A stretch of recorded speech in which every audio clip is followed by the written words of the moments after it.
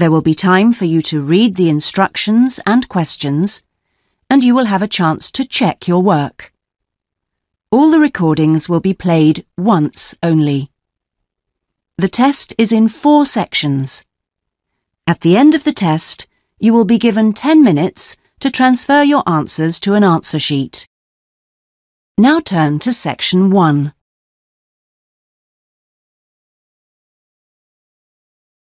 Section 1. You will hear a telephone conversation between a customer and a representative of an insurance company.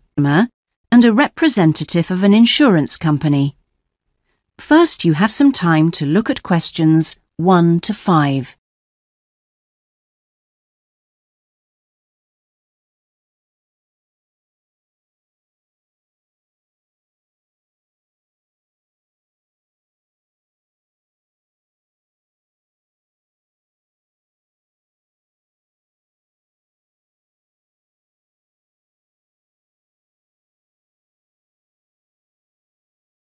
You will see that there is an example that has been done for you.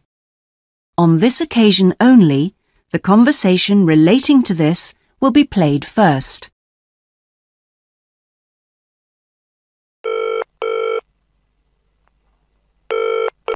Hello? Motor Insurance Department? Oh, hello. I'd like to ask about insurance for my car. Yes, of course. I'll just take a few details. Jones. The customer's name is Patrick Jones, so Patrick Jones has been written in the space. Now we shall begin. You should answer the questions as you listen, because you will not hear the recording a second time. Listen carefully and answer questions 1 to 5.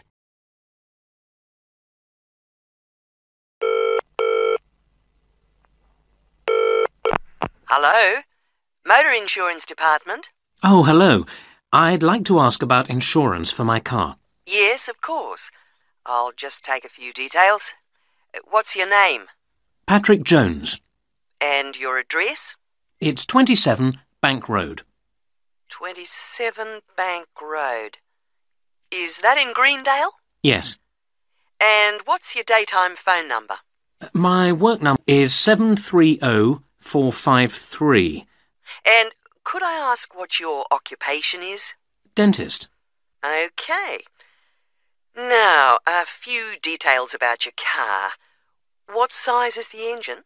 It's 1200 cc's. Thank you. And the make and model? It's a Houghton Sable. Could you spell the model name, please? Yes. Sable. Oh, yes. Thanks. And when was it made? 1997. Lovely. Right. I presume you've had a previous insurer? Yes. Right. We need to know the name of the company. Yes, it was Northern Star. Thank you. And have you made any insurance claims in the last 5 years? Yes, in 1999. And what was the problem? It was stolen, but... That's fine, Mr. Jones. That's all we need to know at the moment. Before you hear the rest of the conversation, you have some time to look at questions 6 to 10.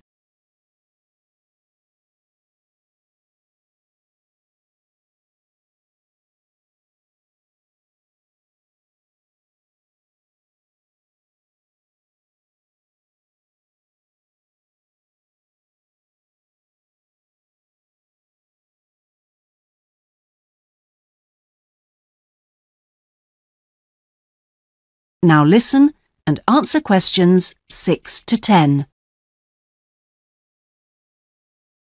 And will there be any other named drivers? Just the one. And his name? Simon Painter. Could you spell the surname, please? Payntner. OK, thank you. And what relationship is he to you? He's my brother-in-law.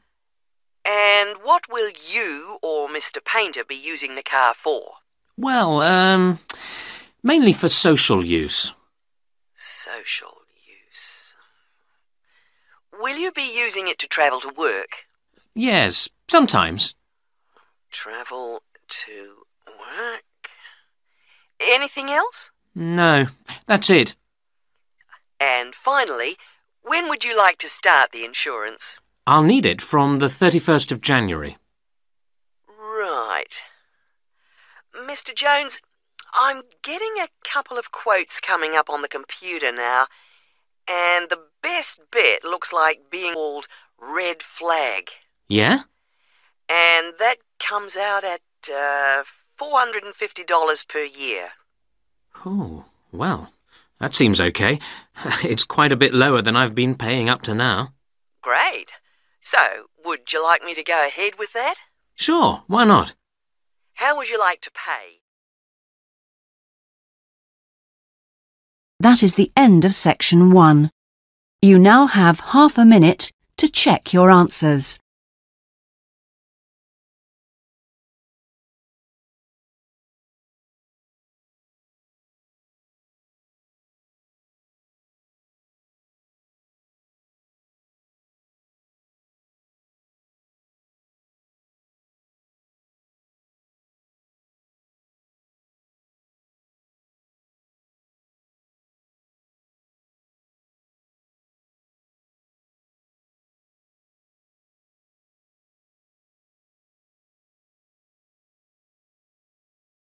Now turn to section 2.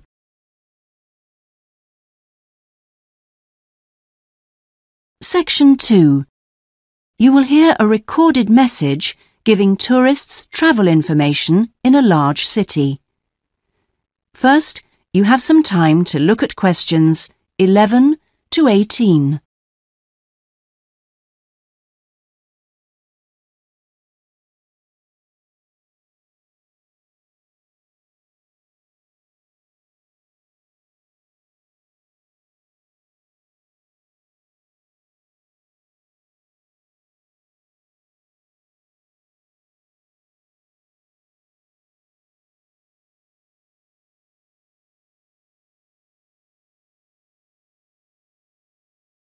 Now listen carefully.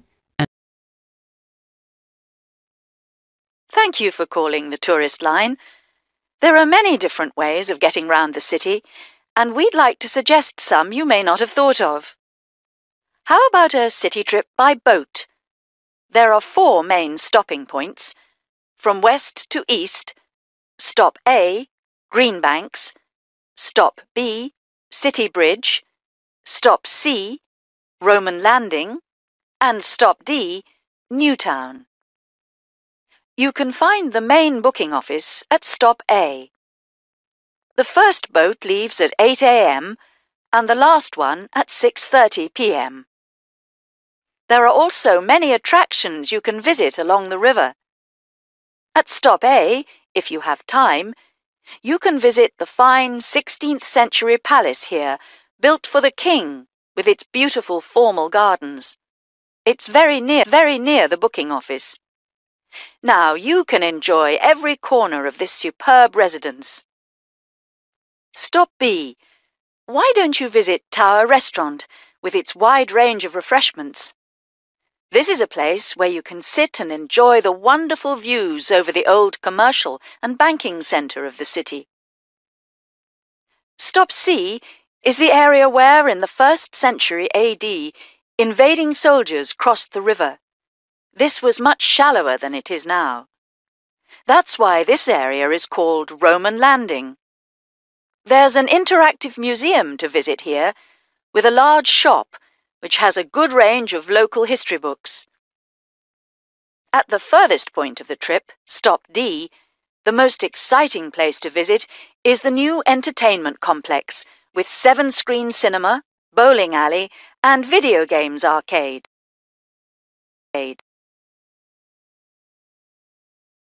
Before you hear the rest of the message, you have some time to look at questions 19 and 20.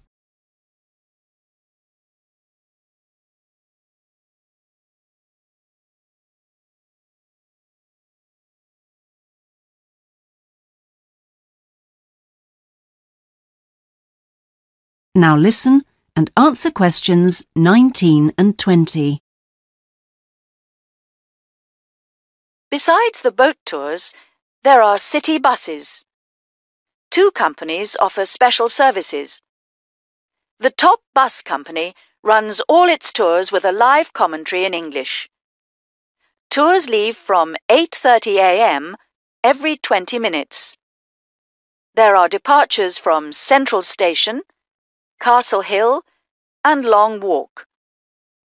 This is a hop-on. For further details, call Top Bus on 0208 944 7810. The number 1 sightseeing tour is available with a commentary in 8 languages.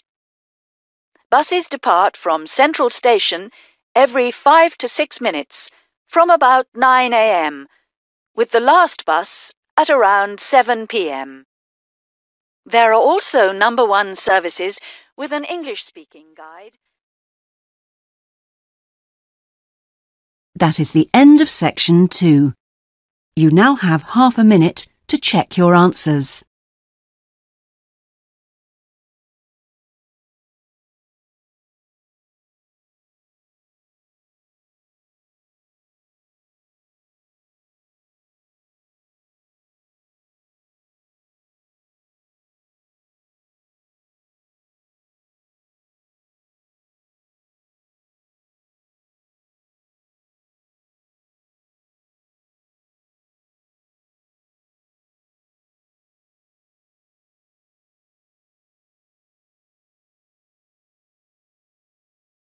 Now turn to section 3.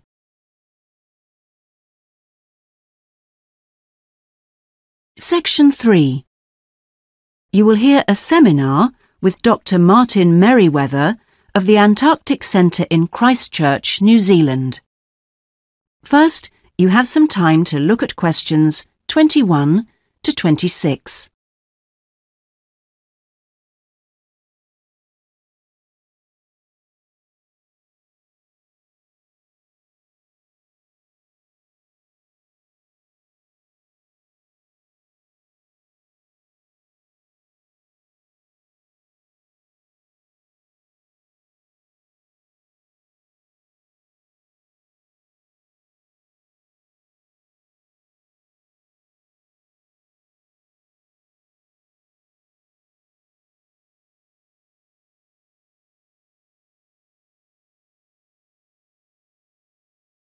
Now listen carefully and answer questions 21 to 26.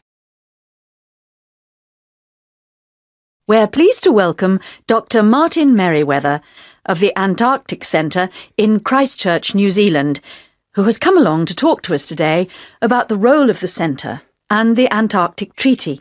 Now, my first question is about the choice of location for the centre. Why Christchurch? Was it because of the climate? Well, actually, New Zealand is the second closest country to Antarctica, and Christchurch is often used on Antarctic expeditions. Right, so it's because of where we are. And Christchurch is often used on Antarctic expeditions. Right, so it's because of where we are, coupled with our historical role. So tell us, what is the main purpose of the centre? Oh, well, we have 2 complementary roles. One is as a scientific base for expeditions and research, and the other is as an information centre. Tell us something about the role as a scientific base. Well, we're able to provide information about what scientists should take with them to the South Pole. For example, the centre contains a clothing warehouse where expeditions are supplied with suitable clothing for the extreme conditions. I suppose you need a bit more than your normal winter coat. Yes, exactly. And then there's also the specialist library and mapping services. Right. And which countries are actually located at the centre? Well, the centre houses research programs for New Zealand, for the United States, as well as for Italy. There's even a US post office here. Really? And what does the Visitors Centre offer? Well, since very few people will ever experience the Antarctic firsthand, the Visitors Centre aims to recreate the atmosphere of Antarctica. There's a mock campsite where you can see inside an Antarctic tent and imagine yourself sleeping there. And the centre also acts as a showcase for the unique international cooperation which exists in Antarctica today. What is it actually like at the South Pole? I know you've been there on a number of occasions. Yes, I have, and each time I'm struck by the awesome beauty of the place. It's magnificent, but you can really only visit it in the summer months. October to March. Yes, because it's completely dark for 4 months of the year. And, in addition, it has to be the coldest place on Earth. Colder than the North Pole? Why is that? Well, unlike the North Pole, which is Antarctica, is a landmass shaped like a dome, with the result that the winds blow down the slopes at speeds of up to 150 kilometres an hour. And that's what makes it so cold. Oh. And one other interesting thing is that Antarctica is the driest continent on Earth, surprisingly, and so you have to drink large amounts of water when you're there. How old is Antarctica? Oh, we're pretty sure it was part of a larger landmass, but it broke away from the rest of the continent 170 million years ago. How can you be certain of this? Because fossils and rocks have been discovered in Antarctica, which are the same as those found in places such as Africa and Australia. Amazing. To think that it was once attached to Africa. Before you hear the rest of the interview, you have some time to look at questions 27 to 30.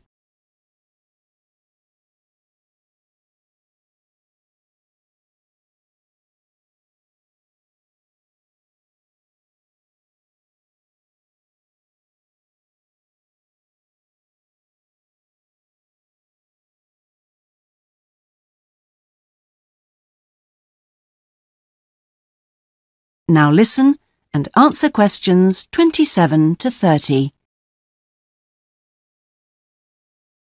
Now, let's just have a look at the Antarctic Treaty.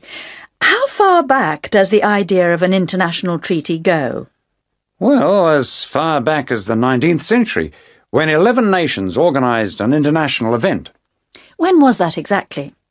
In 1870, and it was called the Polar Research Meeting. And then, not long after that, they organised something called the First International Polar Year. And that took place when exactly? Over 2 years, from 1882 to the 1950s, that the idea of an international treaty was proposed. And in 1959, the treaty was actually signed. What do you see as the main achievements of the treaty?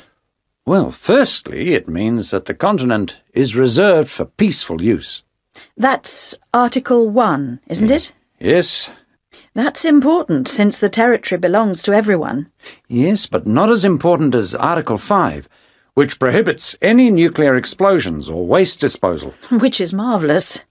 Well, I'm afraid we're going to have to stop there because I'm afraid we've run out of time. Thanks for coming along today and telling us all about the centre and its work.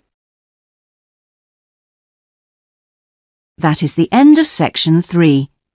You now have half a minute to check your answers.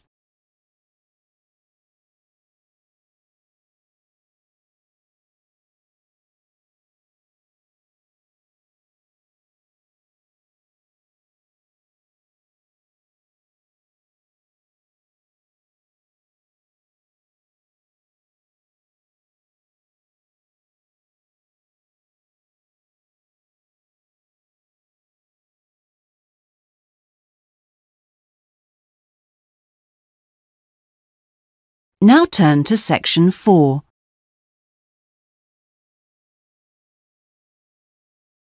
Section 4.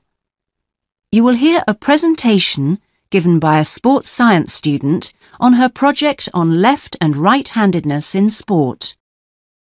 First, you have some time to look at questions 31 to 40.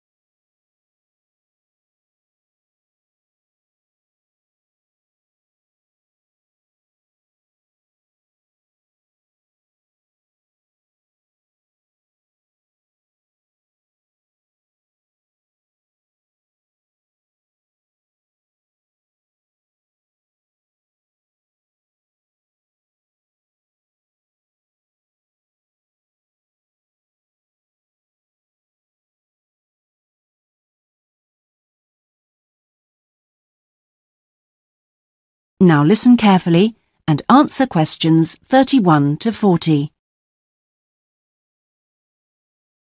My topic is handedness, whether in different sports it is better to be left or right-sided, or whether it's better to be left or right-sided, or whether a more balanced approach is more successful. I'm left-handed myself, and I actually didn't see any relevance to my own life when I happened to start reading an article by a sports psychologist called Peter Matthews. He spent the first part of the article talking about handedness in music instead of sport, which I have to say almost put me off from reading further. But what I soon became struck by was the sheer volume of both observation and investigation he had done in many different sports, and I felt persuaded that what he had to say would be of real interest. I think Matthew's findings will be beneficial, not so much in helping sports people to work on their weaker side, but more that they can help them identify the most suitable strategies to use in a given game. Although they are rather reluctant to make use of the insights scientists like Matthews can give, which I think is rather short-sighted, because focusing on individual flexibility is only part of the story. Anyway, back to the article. Matthews found a German study which looked at what he called mixed-handedness, that is, the capacity to use both left and right hands equally. It looked at mixed-handedness in 40 musicians on a variety of instruments. Researchers examined a number of variables. For example, type of instrument played, regularity of practice undertaken, and length of time playing instrument, and found the following. Keyboard players had high levels of mixed-handedness, whereas string players like cellists and violinists strongly favored one hand. Also, those who started younger were more mixed-handed. Matthews also reports studies of handedness in apes. Apes get a large proportion of their food by fishing ants from anthills. The studies show that apes, like humans, show handedness, though for them right and left-handedness is about equal, whereas about 85% of humans are right-handed. Studies showed that apes consistently using the same hand fished out 30% more ants than those varying between the two. Matthews started researching several different sports and found different types of handedness in each. By the way, he uses handedness to refer to the dominant side and eyes as well as hands. Anyway, his team measured the hand, feet, and eyes of 2,611 players and found that there were really three main types of laterality.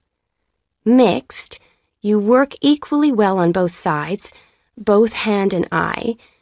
Single, you tend to favor one side, but both hand and eye favor the same side.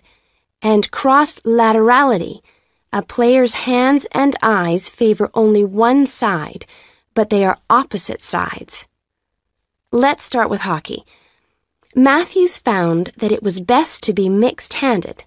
This is because a hockey stick must be deployed in two directions.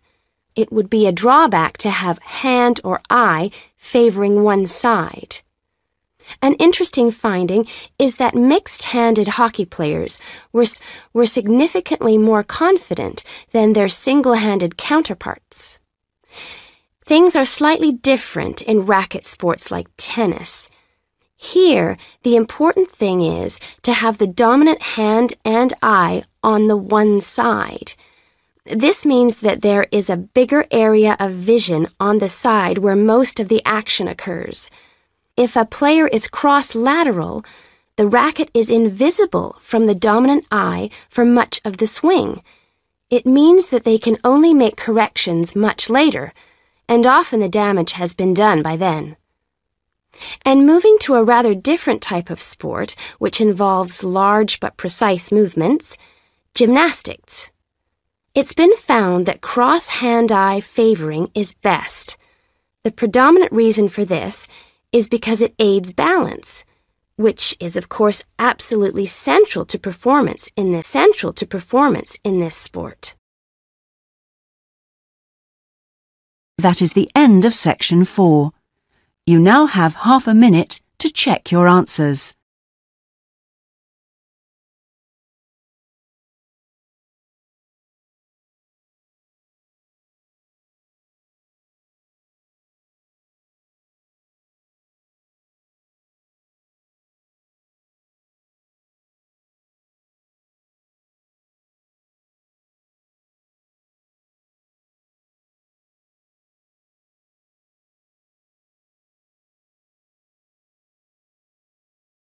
That is the end of the listening test. In the Ielts test, you would now have 10 minutes to transfer your answers to the listening answer sheet.